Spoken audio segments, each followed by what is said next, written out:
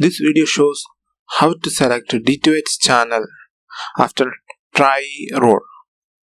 First, open up a web browser. Enter D2H in the search bar. Now open the first website named D2H.com. Log in using your registered telephone number or email. Then click the other options. Now click Mera Wala Plan and close the pop-up window. Then clear the selection.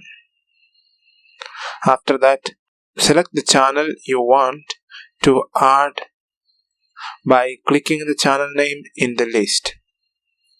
You can see that your channel will be added to the cart.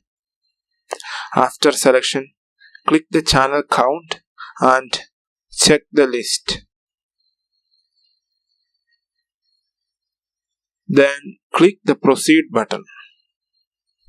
Now a pop-up window will appear and your total amount will be displayed including GST. Now click submit.